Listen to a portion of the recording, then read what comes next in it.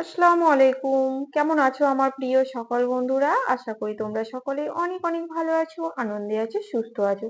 আলহামদুলিল্লাহ আমিও অনেক ভালো আছি। আমার সকল বন্ধুদের জন্য রইল অসংখ্য ধন্যবাদ, অনেক অনেক ভালোবাসা ও শুভকামনা। আজকে আমি তোমাদের সঙ্গে শেয়ার করতে চলেছি সেরা স্বাদের লাফার শাক রেসিপি। তো কিভাবে আমি লাফার শাক রান্না করে থাকি সেটাই আজকে তোমাদের আমি শেয়ার করব। চলো, তার জন্য কিন্তু তোমরা পুরো ভিডিওটির সঙ্গে থাকো আর আমি কিভাবে লাফা শাক রান্না করে থাকি সেটা দেখতে থাকো।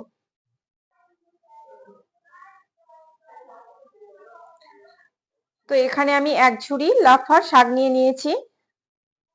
তো দেখতেই পাচ্ছ লাফা শাকগুলো কিন্তু খুবই সুন্দর ফ্রেশ। তোমরা কিন্তু কম বেশি অনেকেই চেনো যে এটা লাফা শাক, আর যারা চেনো না তারা দেখে না, এটা হচ্ছে লাফা শাক।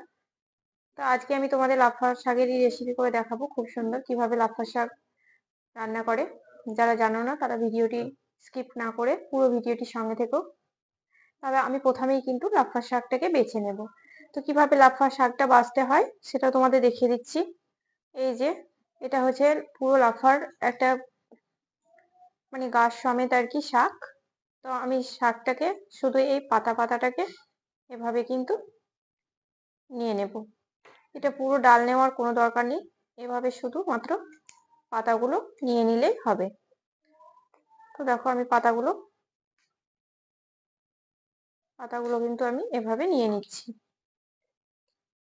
তো এখন আমি সব পাতাগুলোকে নিয়ে নেব, শাকগুলোকে বেছে নেব। এই যে এভাবে সব পাতাগুলোকে নিয়ে নিচ্ছি। তো সব লাফা শাকগুলো কিন্তু বাছা হয়ে গেছে। আর বড় বড় পাতা তোমরা তো দেখলেই, তার জন্য এটাকে ধুয়ে আমি ছোট ছোট করে টুকরো টুকরো করে এভাবে কিন্তু কেটে নিয়েছি। দেখো এটা বটির সাহায্যে কেটে নিয়েছি, তোমরা চাইলে কিন্তু হাতেও এটাকে টুকরো টুকরো করে ছিঁড়ে নিতে পারো। তো এখানে আমি কড়াইয়ে জল বসিয়ে দিয়েছি, আর জলটাও কিন্তু দেখো ফুটে এসেছে। এবারে আমি দিয়ে দেব স্বাদ মতো লবণ, আর দিয়ে দিচ্ছি অল্প একটু বেকিং সোডা, মানে খাবার সোডা। দেখো এবার জলটা কিন্তু ফুটে উঠবে। জলটা ফুটে উঠেছে, এবারে আমি এই শাকগুলোকে দিয়ে দেব জলের মধ্যে।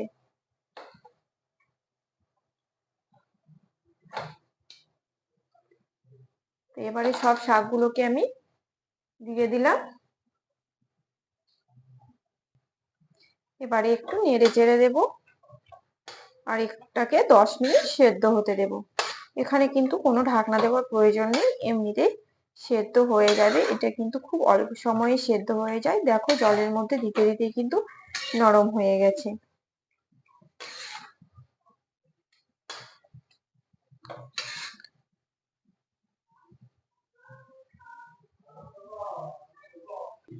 তো দেখো এটাকে কিন্তু হাই ফ্লেমে এভাবে কিন্তু সেদ্ধ করতে হবে।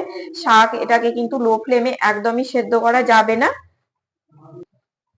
তো দেখো কিভাবে ফুটছে, একদমই টকবক টকবক করে ফুটছে। এটাকে সব সময় কিন্তু হাই ফ্লেমে করে নিতে হবে। তো দেখো শাকটা কিন্তু আমার সেদ্ধ হয়ে গেছে।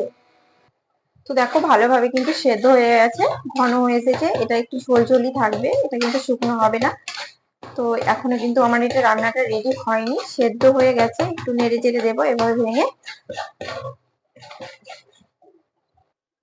তো এখানে আমি একটা শুকনো কড়াই বসিয়ে দিয়েছি, আর এখানে দিয়ে দিব অল্প একটু সরিষার তেল।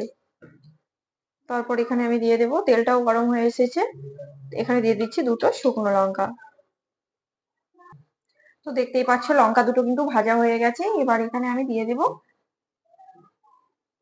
রসুন কুচি, লম্বা লম্বা করে রসুন কুচি করে নিয়েছি।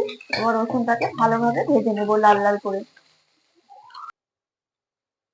তো দেখো রসুন গুলো কিন্তু খুব সুন্দরভাবে ভাজা হয়ে গেছে। এর থেকে বেশি ভাজলে কিন্তু পুড়ে যাবে, তখন খেতে একদমই ভালো লাগবে না। এবারে আমি শাকটাকে দিয়ে দেবো, সেদ্ধ করা শাকটাকে। সেদ্ধ করা শাকটাকে দিয়ে দিলাম।